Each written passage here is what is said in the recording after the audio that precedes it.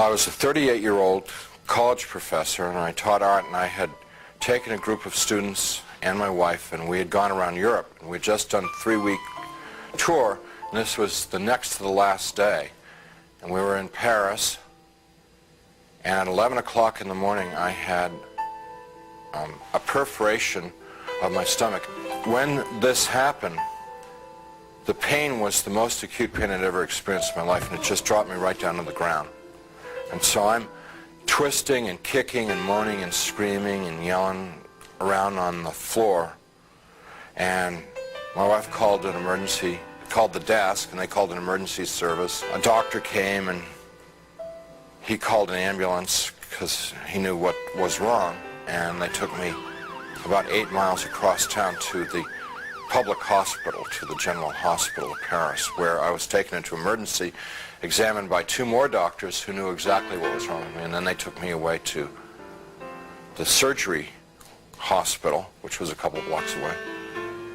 And I was parked there because there wasn't any surgeon available to do the surgery. And so there I lay for 8 to 10 hours in that hospital with no medication, no examination, no attention whatsoever, awaiting a surgeon to come. And it's now 8:30 at night. Nurse came in and said that they were very sorry they weren't able to get a doctor for me and they'd get one the next day. Well, when she said that, I knew that it was over for me. I knew that I was dead. The only thing that was keeping me alive was I didn't want to die. I was scared to death of dying because as far as I knew, I was an atheist, non-believer, person who lived for the gratification they could get out of the moment, and like dying to me was like the worst. I mean, next to the pain, dying was the worst thing that could happen to you because it was the end of life and there was no more, there wasn't anything else. But when she said that, the idea of trying to exist for another minute, another hour in this pain, it wasn't worth it anymore. I went unconscious. I probably was unconscious for a very short while, a few minutes probably. And I was conscious again, and I looked, opened my eyes and looked, and I was standing up next to my bed. And I knew exactly where I was and what the situation was. I mean, there was no confusion in my mind. I felt more alive, more real than I've ever felt in my life. You know, people ask me, you know, were you a ghost? I was just the opposite. Very alive. As I'm looking around the room, I see that there's, underneath the sheet on the bed, there's something under the sheet, a body. And so I bent over the bed, the head was turned away from me, and I looked at the face, and it looked like me. But that wasn't possible because I was standing there. I'm alive, I'm great, you know. I mean, I'm more than great. I'm like, you know. And so I tried to talk to my wife. Can't you hear me? And can't you hear me? You know, she couldn't hear me or see me. That's not me. I hear people calling me outside the room, and they're saying to me in soft, gentle voices, "Howard, you got to come with us now. Come quickly. Come out here." So I go over to the doorway of the room, and there's people out in the hallway, and they're the hallway's dank. It's gray. It's not light or dark. It's just gray, and they're all in grayness, and they're men and women, and what they're wearing might possibly be hospital uniforms.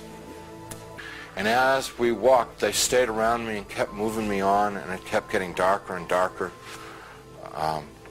They were becoming more and more openly hostile to me. First they were sort of syrupy sweet to get me to go with them, and then when I was going along with them, it was like, hurry up, keep moving, you know, shut up, stop asking questions, you know, they started getting more ugly. And so we get into complete darkness, and I'm absolutely terrified. Because people are very hostile, I don't know where I am. I said, I'm not going to go with you any further. They said, you're almost there. And we started to fight. I was trying to get away from them. They were pushing and pulling at me. And there are now a lot of them.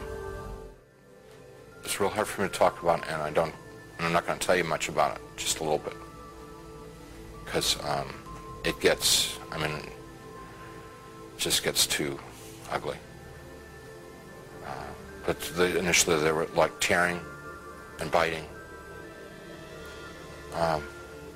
Tearing with their fingernails, scratching, gouging, ripping, and then biting. Trying to defend myself, trying to fight them off, trying to get away from them, but it's like being in a beehive. There's just hundreds of them all over me. And I eventually was just laying on the ground there, all ripped up, pain everywhere, inside, outside. And even harder to bear than the physical pain was the emotional pain of what had just happened to me. The utter degradation. I heard my voice. It wasn't somebody else's voice. It wasn't the voice of God or anything. It was my voice. And I heard it speak, but I didn't speak it. So whether it's the voice of my conscience or I don't know what it was. It was just, but I distinctly heard my voice say, pray to God. And so I thought to myself, I don't believe in God. Pray to God. So I called out into the darkness, Jesus, please save me. Please save me. And he came. He came. First there was a tiny little speck of light in the darkness, and it very rapidly got bright. And the light became so bright that if it were in this world, it would have consumed me. It just would have fried me to a crisp. But it wasn't at all hot or dangerous there. The light just came upon me, and he reached down. He was in this light, and he reached down out of this light and gently started to pick me up. And in his light, I could see that I was gore and filth and wounds all over. And I looked like roadkill. And he's gently putting his hands underneath me and very tenderly picking me up. And as he's touching me, everything just goes away. All the wounds, all the pain, all the dirt, it just kind of like evaporated away. And I'm like whole and healed. And inside, just filled with his love, which I wish I could be more articulate about. It's so frustrating not being able to tell people about it because, you know, it's the best thing that ever happened to me in my life. I mean, it's like it's the everything. You know, it's the all of life is to know that love. And, you know, I get to it and I just can't describe it. I can't convey it to you. And he's carrying me out of there. Up we just go. Out. Gone. And we're moving towards a world of light, and we stopped. We weren't in hell, we weren't in heaven. We were in between.